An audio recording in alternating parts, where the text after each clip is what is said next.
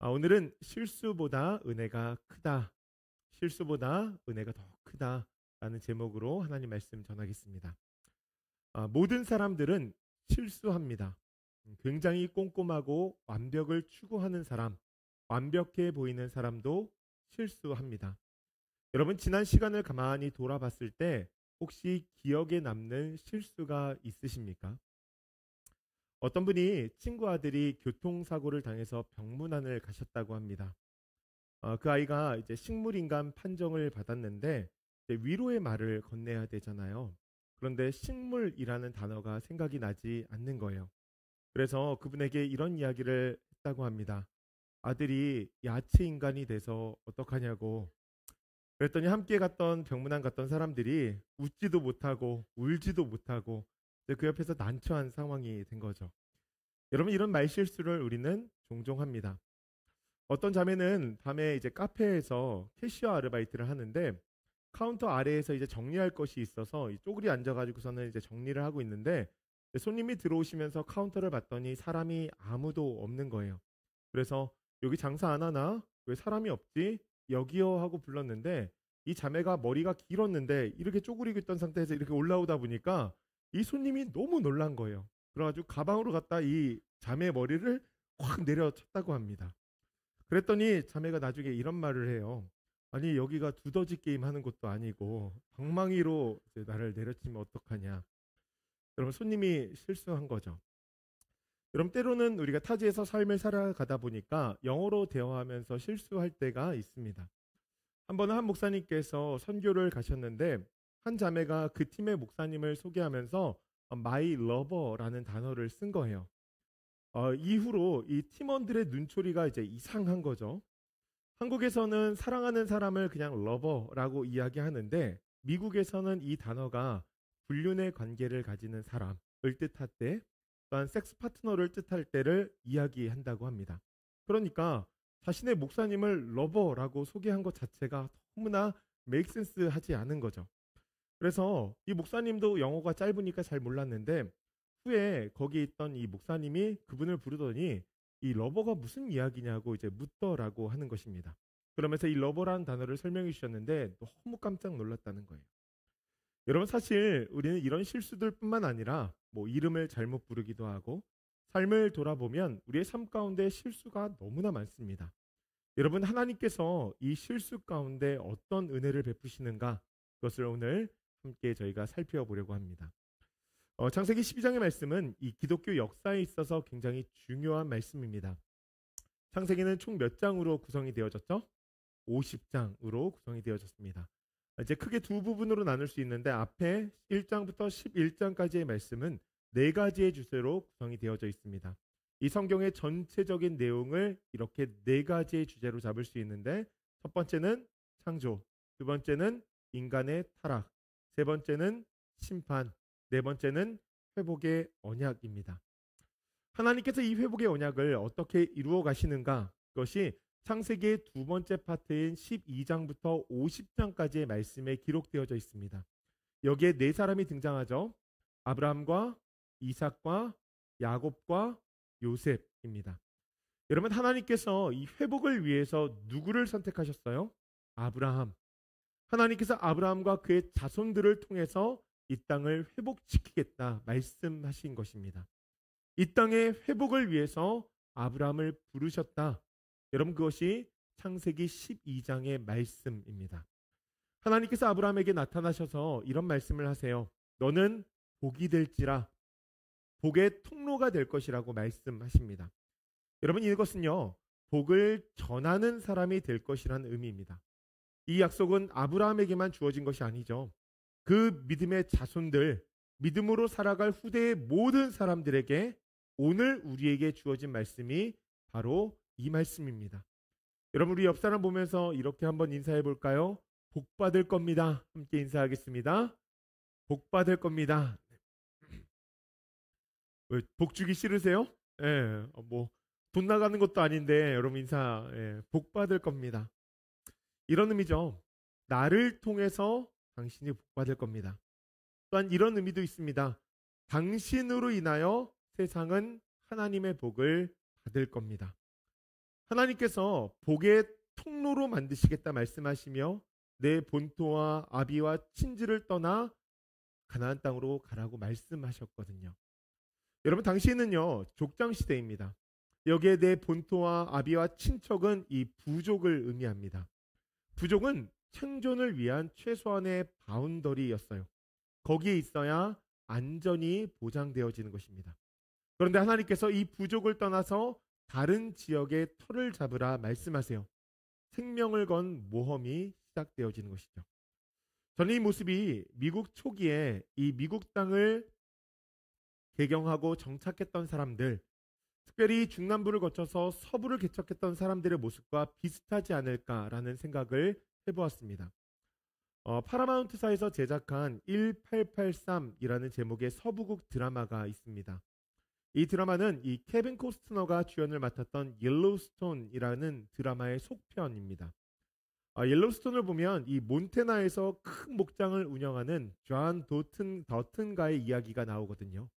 그들은 거기에 어떻게 정착하게 되었는가? 이것이 드라마 1883의 내용입니다. 저는 옐로우스톤이 너무나 재미있어서 이 드라마 1883을 보게 되었는데, 그 드라마를 보면서 우리가 이 땅, 살아가는 이 땅, 이 땅이 그냥 일궈진 것이 아니구나. 유럽에서 동부로 건너온 사람들, 그리고 그 사람들이 서부가 개척되어지는 시급 가운데 중부에서 서부로 이동하면서 정말로 고통스러운 삶을 살아갔구나. 그것을 알게 되었고 그 역사를 깨닫게 되어서 참 유익이 있었습니다.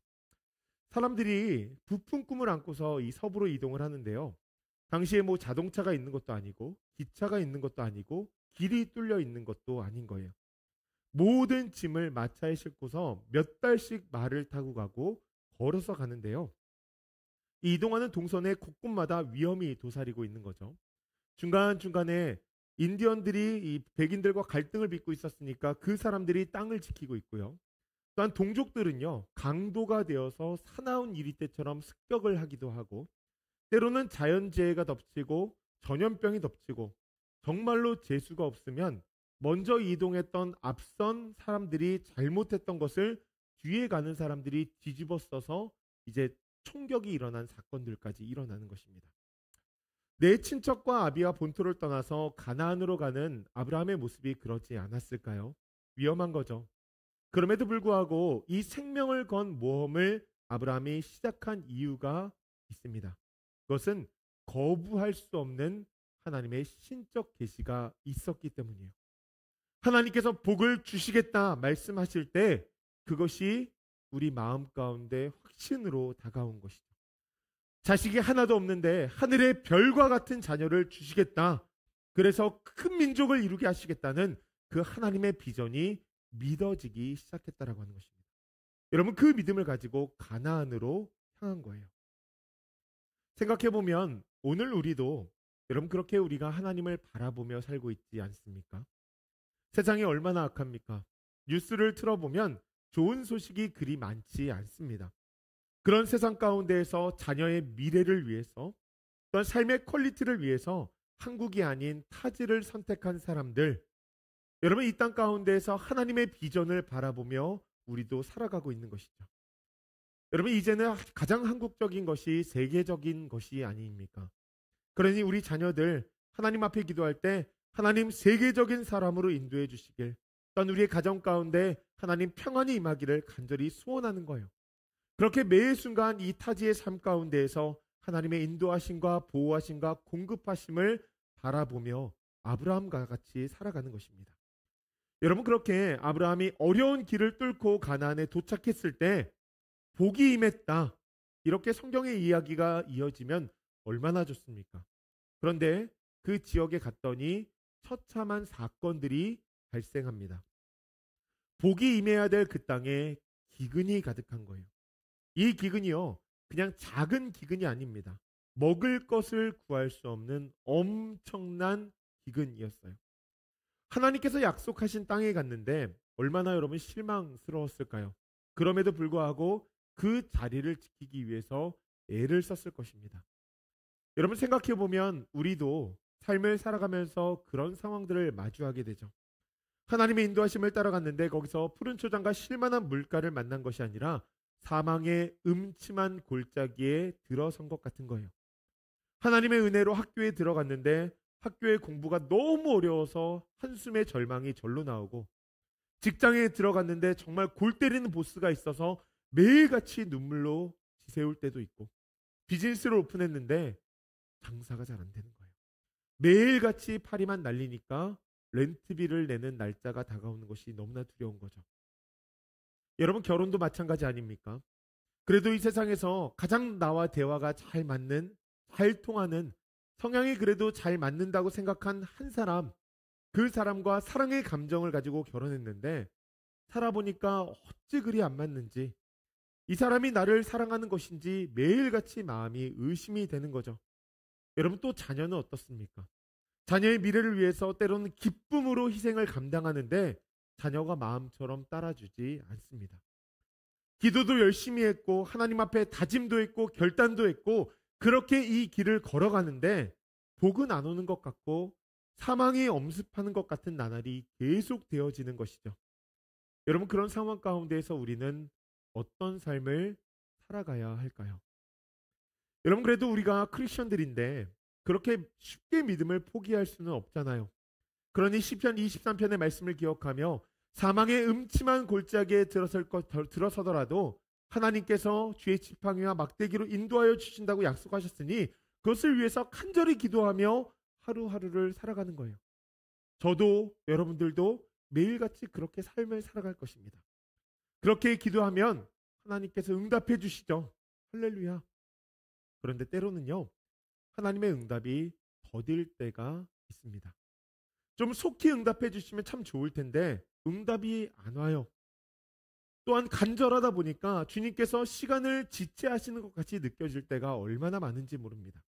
그 시간을 보내다 보니까 눈앞에 보이는 이 고난은 더 크게 느껴지고 버티는 것이 점점 더 힘들어지는 것이죠. 포기하고 싶은 마음이 매일같이 드는 거예요. 아브라함도 그랬을 것 같아요. 더욱이 여러분, 아브라함이 지금은 가장 아닙니까? 나를 믿고 따라온 아내로부터 시작해서 종들이 있는데 이들의 생명을 모두 다 책임져야 되는데, 그러니 아마도 마음이 더 불편하고 불안했을 것입니다. 그런 상황 가운데서 이런 이야기가 막 들리는 거예요. 저기 이집트에 가면 먹을 것이 있대. 온 가족이 굶고 있는 상황 가운데서 여러분 얼마나 간절해요. 그러니 아브라함 마음 가운데 이런 마음이 든 것입니다. 잠시 이집트에 가서 기근을 피하자. 오래 걸리지 않을 거야. 여러분, 그래서 본문이 어떻게 기록했냐면 아브라함이 애굽에 거류하려 가려고 라고 얘기해요. 완전한 이주가 아니라 지금 이 어려움을 잠시만 피하면 괜찮을 것 같다. 다시 돌아오겠다라는 플랜을 가지고 이집트에 내려가게 된 것입니다. 여러분, 이것이 아브라함의 첫 번째 실수였어요. 우리가 기억해야 될 것이 있습니다. 하나님께서는요, 우리에게 주신 그 자리를 꽤나 중요하게 여기십니다. 세상을 창조하신 하나님께서 범죄한 아담에게 이렇게 부르세요. 아담아, 지금 내가 어디 있느냐? 여러분, 어디 있느냐? 지금 아담에게 무엇을 물으시는 거예요? 너는 지금 내가 준 그 자리에서 벗어났다는 것을 말씀하시는 것이죠. 여러분, 하나님께서 우리를 어딘가에 보내실 때는 분명한 이유가 있습니다. 보내시는 이유가 있다면 우리는 그 자리에서 지켜내고 살아내야 될 이유도 있다는 거예요.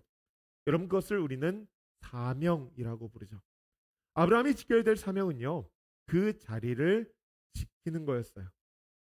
조금 힘들고 어려지만 그 자리에서 버티고 하나님의 도우심을 기다리는 것이었어요. 그러나 아브라함은 그러지 못했습니다. 가나안을 떠나 이집트로 내려가기로 결정한 것이죠. 여러분, 저는 사실 이 아브라함의 실수가 꽤나 공감이 됐습니다.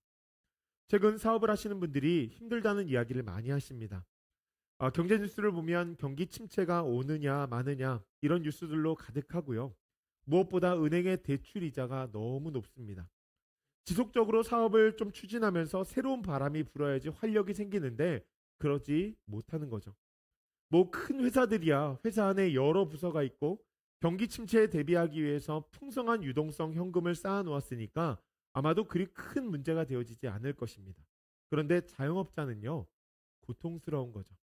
아마 직원이 한 1,000명 이하의 회사들은 굉장히 힘들 것입니다. 그래서 이 페더럴 리저브라 그러죠. 이 페드가 금리를 높이기 시작하면서부터 엄청나게 사람들이 힘들고 문을 많이 회사가 닫았다는 거예요. 여러분 만약에 그 어려운 회사에 여러분들이 직원이라고 생각해 보십시오. 아마 들어갈 때는 하나님 앞에 기도하면서 그 발걸음을 인도하시는 하나님을 찬양하며 하나님 감사합니다 하면서 입사했을 거예요. 그런데 조금 지나니까 회사에서 흉흉한 소문이 돌고 월급이 지체되기 시작하고 연체되기 시작하면서 여기 계속 있어야 되는가라는 생각이 들 것입니다. 매달 렌트비도 내야 되고 차 페이먼트도 내야 되고 치킨도 먹어야 되고 피쉬도 먹어야 되고 햄버거도 먹고 싶은데 너무나 힘든 거죠. 주변에 있는 믿음의 동료들은 하나님께서 너에게 주신 직장 아니냐. 그러니 힘들어도 조금만 참아라. 후에 사장님이 월급에 이자까지 보태서 다 주신다고 했다. 여러분 그런 이야기를 들어도요. 기도하면서 그 자리에서 버틸 수 있는 사람은 그리 많지 않을 것입니다. 당장에 먹을 것이 사라지고 있거든요. 아무리 하나님께서 주셨다고 해도 떠난 것이 맞지 않는가라는 생각이 머릿속에서 떠나지 않을 거예요. 아니 지금까지 마음 졸이고 힘들었던 이 회사 생활을 생각하면 떠나라는 사인으로 받아들일 수도 있지 않을까요? 아브라함의 상황이 그런 거예요. 그래서 저는 이 아브라함의 실수가 꽤나 공감이 됐습니다. 저도 그런 상황이라면 그럴 것 같아요.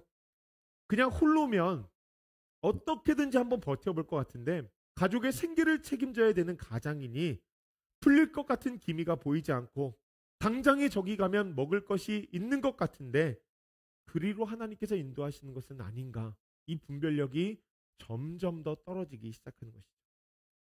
여러분 우리는요 그런 존재입니다. 조금 힘들고 어려우면 다른 생각을 하게 되어지고 피하고 싶은 것이 우리의 특성이라는 거예요.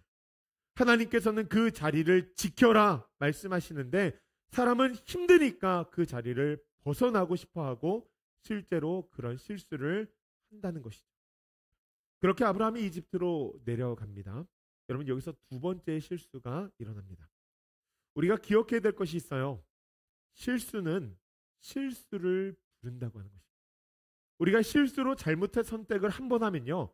그 다음에 또 실수를 하게 된다는 거예요. 아브라함은 자신의 아내를 동생으로 위장하기로 합니다. 아브라함이 살았던 시대를 이 족장시대라고 말씀드렸죠. 족장시대는 부족 안팎으로나 힘센 사람이 법이 되어지고 질서가 되어집니다. 단지 부족 안에 있으면 권력자가 세운 질서에 의해서 보호받지만 밖으로 나가면 그 밖에 있는 권력자는 무참히 짓밟는다라고 하는 것이 부족 사회의 특성입니다. 가나안에 오는 것도 쉽지 않았어요. 그런데 다시 이집트로 내려가야 되는 여정을 걸어야 되니 그 또한 문제인 것이죠. 심지어 기근 가운데 무응답으로 일관하셨던 그 하나님, 그 하나님의 보호하심을 구하기가 굉장히 어려운 상태입니다. 그러니 아브라함의 발걸음이요 너무나 무거운 거예요. 그 이유 중 하나가 무엇이냐면 미모가 출중한 아내 때문입니다. 전 여기서 굉장히 귀한 깨달음을 얻었는데 제가 매 순간마다 왜 자꾸 이렇게 마음에 불안한 느낌이 들지라고 생각이 들었는데 제 아내가 미모가 출중해서 그런 것 같습니다. 여러분 혹시나 여러분들 우리 남편들 마음 가운데 불안함이 있다면 그것은 아내의 미모가 출중하기 때문입니다. 그래서 어제 설교하면서 이런 기도를 했어요. 하나님 우리 남자 성도님들 모두가 불안하게 해주세요. 여러분 누가 뭐라 그러든지 뭐 그냥 내 눈에만 이뻐 보이면 되는 거 아닙니까? 우리 남자 청년들 너무 이쁜 여자 바라지 마십시오.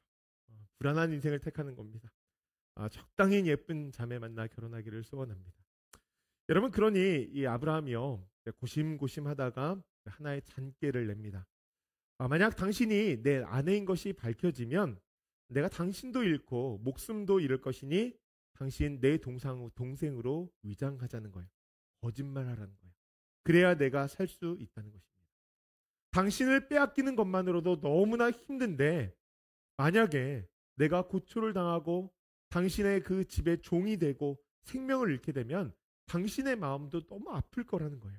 그러니 사는 당신의 마음이라도 조금 더 편해야 되지 않겠냐. 오빠라고 하면 그들이 나를 대접할 것이다. 그러면 우리가 살아서 후일에 무엇인가를 도모할 수 있지 않겠냐. 그러면서 이 아내를 설득하는 것이죠. 가만히 사례가 생각을 해보니까 그것도 맞는 것 같은 거예요. 그럼 맞습니까? 그렇지 않죠. 아브라함이요, 얼마나 치졸하고 이기적인 사람입니까? 아내를 위한 것 같으면서도 자기의 생명을 구하고 싶고 자기가 어떻게든지 이 땅 가운데서 삶을 살아가고 싶은 거예요. 여러분, 이 거짓은요, 절대로 오래 가지 않습니다. 거짓은 드러날 수밖에 없어요. 저는 말씀을 보면서 그런 생각이 들었어요. 우리가 아브라함을 믿음의 조상이라고 부르지 않습니까? 근데 아브라함의 삶을 가만히 보니까 아브라함은 실수의 조상이에요. 실수의 조상. 여러분, 실수의 조상을 닮아서 우리도 동일하죠. 하나님을 믿는다고 하면서 보이는 현실 앞에서 염려 때문에, 걱정 때문에, 때론 두려운 마음 때문에 자신을 보호하고 실수를 선택한다고 하는 것입니다. 여러분, 이것을 바라보는 하나님의 마음은 어떠실까요? 하나님께서 우리의 실수를 어떻게 생각하실까요? 사람의 성향을 보면 완벽주의를 추구하는 사람들이 있습니다. 흠없이 일하기 위해서 꽤나 노력과 수고를 기울이는 거죠. 이런 사람들의 특징이 있죠. 실수를 잘 용납하지 않습니다. 자신의 실수만 용납하지 않으면 괜찮은데 때로는 다른 사람의 실수도 잘 이해하지 못할 때가 있죠. 저는 예전에 꽤나 문서 작업을 잘했습니다. 여러분들을 보시는 이 교회 주보, 여러분 굉장히 깔끔하죠. 네. 어떤 분이 저한테 이거 보시더니 이거 전문 프로그램으로 만들었냐 그러시더라고요. 그래서 제가 아닙니다. 그냥 표로 만들었어요. 네. 저는 문서를 만들 때도 그렇고 하나의 기획안을 좀 쓸 때도 있고 정리가 좀 잘 돼 있어야 돼요. 한눈에 들어오면 너무 좋고 이 대지와 소지가 분리되어 있으면 너무나 좋고.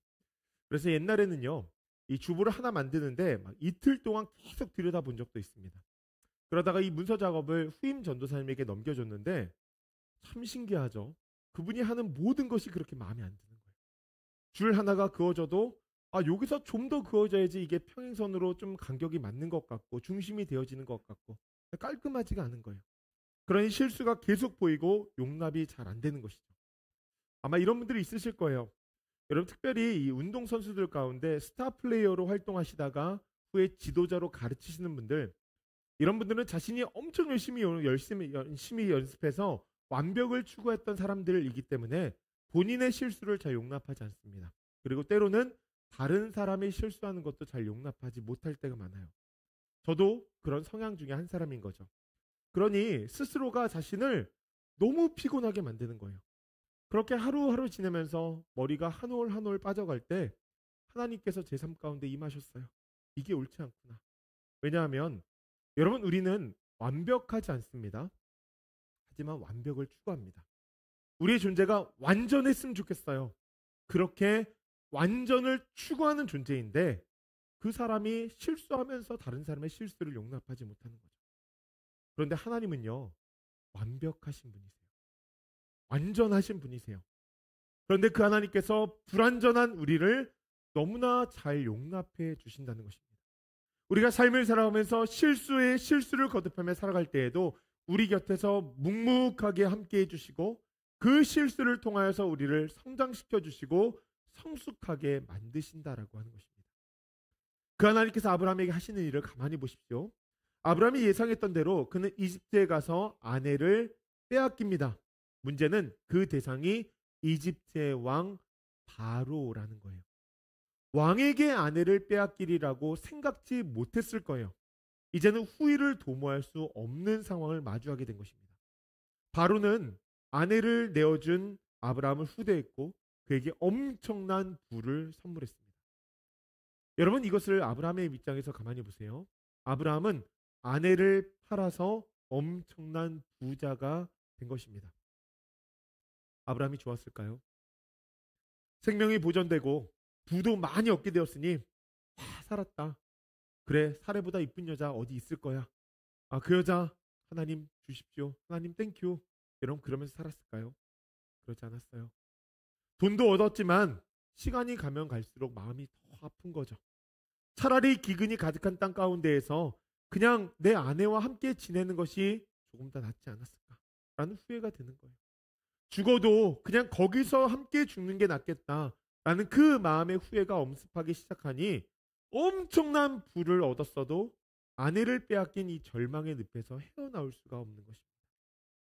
여러분 중요한 것은 이것이 누구로부터 시작되었냐는 거예요.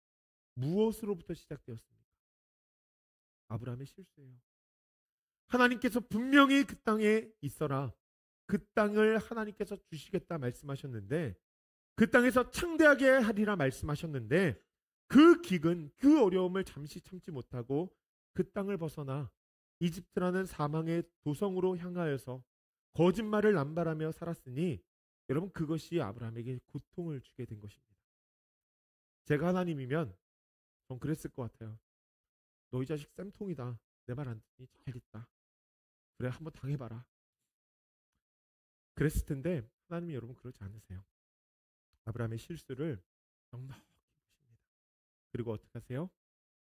하나님께서 은혜를 베푸세요.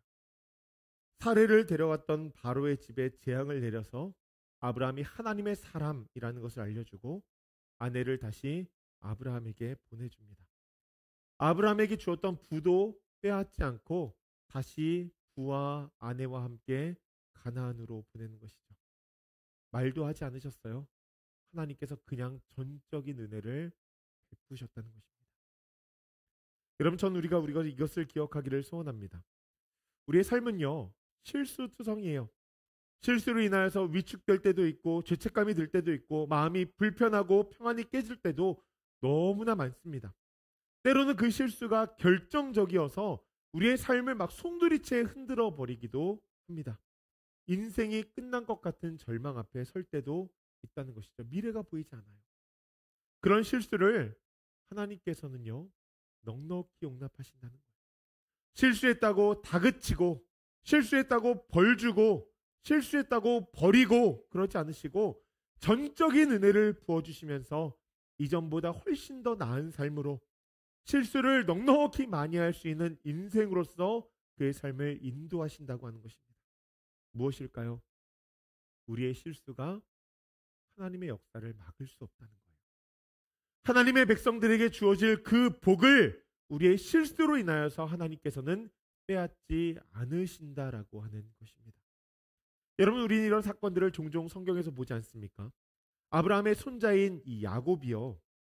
아버지를 속이고 장자의 축복을 도둑질합니다. 야곱의 욕심이 이 가족을 막 풍지박산을 내버려요. 형제의 관계는 완전히 원수 관계가 되어져 버렸고 이삭과 리브가 이 부부 관계도 완전히 깨어집니다. 심지어 부모님과 첫째 아들의 관계도 완전히 깨어지는 관계로 되어지는 것이죠. 그렇게 놓고 야곱은 자신의 삼촌 라반의 집으로 도망가는 거예요. 여러분 이 모든 것이 야곱의 실수 때문입니다. 그 실수로 엄청난 일을 벌이고 도망가는 야곱에게 하나님께서 나타나세요. 그리고 하나님께서 하신 말씀이 무엇입니까? 내가 너와 함께하겠다. 여러분 하나님의 은혜가 우리의 실수보다 훨씬 더 크다는 거예요. 그렇다고 여러분 은혜를 남용하면 안 되겠죠. 하나님을 인격적으로 아는 사람은 그 은혜를 남용하지 않습니다. 말씀을 마무리합니다. 저는 하나님의 은혜가 이런 것이 아닐까 싶은 생각이 들어요. 이혼하려는 부부가 있었어요. 아내가 바람이 났습니다.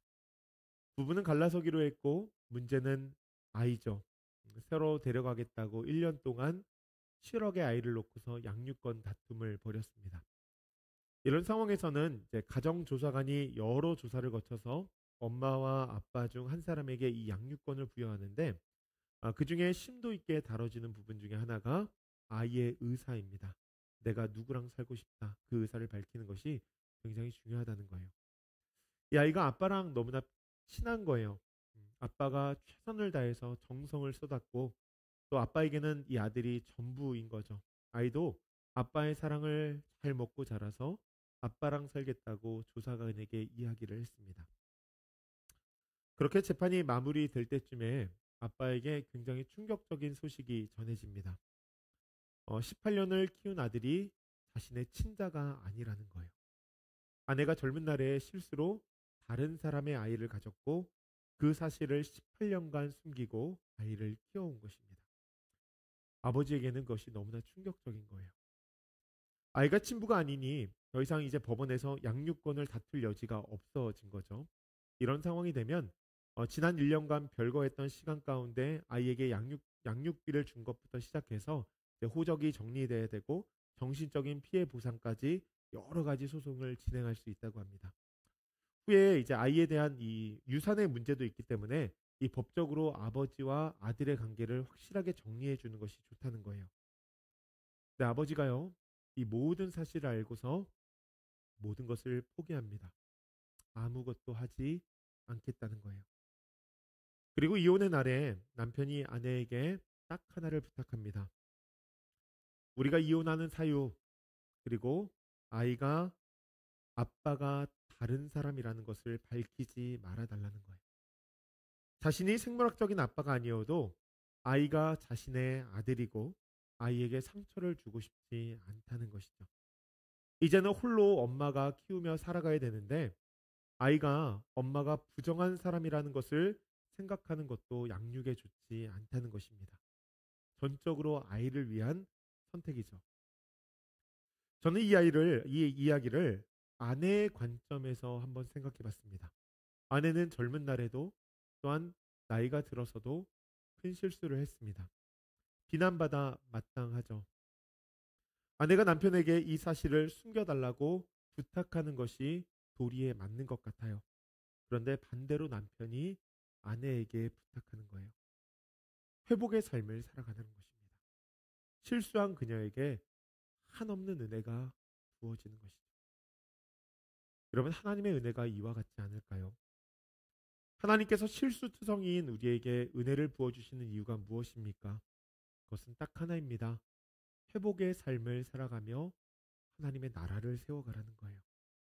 이 땅 가운데 하나님의 나라를 세워 모두가 평안 가운데 삶을 살아갈 수 있도록, 이 땅 가운데 수많은 가슴 아픈 사람들이 마음 가운데 회복을 얻을 수 있도록 그것을 도우라는 거예요. 그것을 위해서 인간의 반복적인 실수와 무지에도 불구하고 더 큰 은혜를 주시어서 하나님께서 놀라운 역사를 이루신다는 것입니다. 여러분, 그것이 교회의 역사이고 그것이 여러분들의 가정의 역사가 되어야 된다. 실수 위에 은혜가 부어져야 된다는 거예요. 그러나 그래야 영혼이 살아나고 가정이 살아나고 세상이 살아난다는 거예요. 저는 우리가 그 은혜를 사모함으로 매일을 살아가는 주의 백성들 되어지기를 간절히 소원합니다. 여러분, 우리가 생각했던 것보다 하나님의 은혜가 더 큽니다. 그러니 그 실수의 자리에서 여러분들 하나님을 바라보십시오. 그럼 하나님께서 그 실수 위에 여러분들에게 은혜를 더하셔서 하나님의 회복의 이야기가 무엇인지를 절절하게 써가실 것입니다. 사랑하는 조이필교회 성도님들, 매일 실수가 있어도 하나님의 은혜가 풍성합니다. 하나님의 은혜가 더 큽니다. 그 은혜를 받으며 일상을 천국으로 살아갈 수 있는 우리 모두가 되어지기를 주님의 이름으로 간절히 축복합니다.